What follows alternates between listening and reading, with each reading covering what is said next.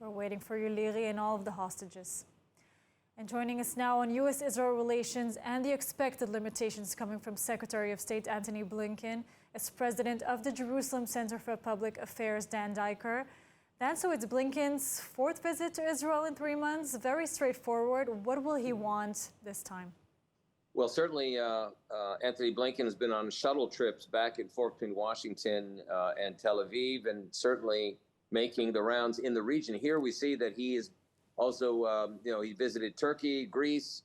He was going to the Saudis. He's really trying to create a regional coalition to accomplish several goals. One, he wants to really try to limit the scope of the war and keep it as much to the Gaza battlefield as possible, and not have it, in his view, metastasize into a regional conflict, which, by the way, from an Israeli point of view, it's been a regional conflict that's being driven by the Iranian regime already for years and years. And clearly, since October the 7th, there's been intensification of the Iranian regime assault, multi-front assault on Israel. And I think this is one of the key points of disagreement between Israel and the United States, is that this is already a regional war.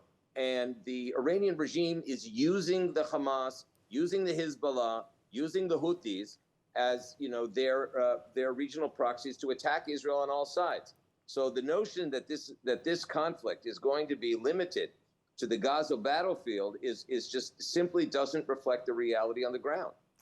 Dana, speaking a day after Hezbollah fired dozens of rockets at Israel, Blinken said it was very important that Israel had security in the north of the country. He mentioned the tens of thousands displaced Israelis. What's the U.S. role here? I mean, limitations won't bring them back home to the north, Certainly, the major effort being undertaken right now by the United States is to try to find a diplomatic way out of what looks like, what is an impossible security situation for Israel, where between 80 and 100,000 residents of northern Israel are not able to return to their homes because of the major fear, which is very well established, that the Radwan forces of the Hezbollah strategy to massacre Israelis, just like copy-paste, just like the Hamas did in the south, is very much in their plans.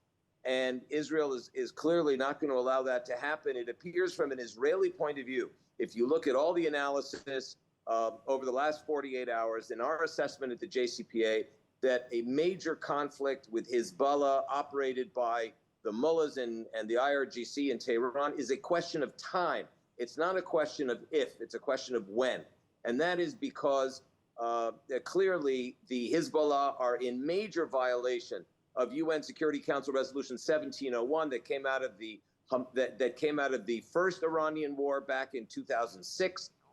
And you've got the Hezbollah Iranian proxies breathing down our necks over the security fence. Now, they have pulled back by a couple of kilometers, but that's simply putting a Band-Aid on cancer.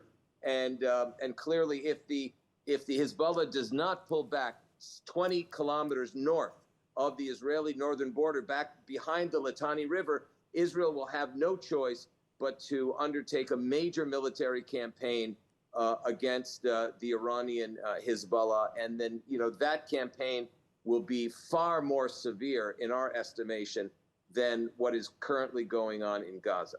Dan, we cannot deny this is also a war with Iran. Thank you so much for joining us today, and stay safe. Thank you very much.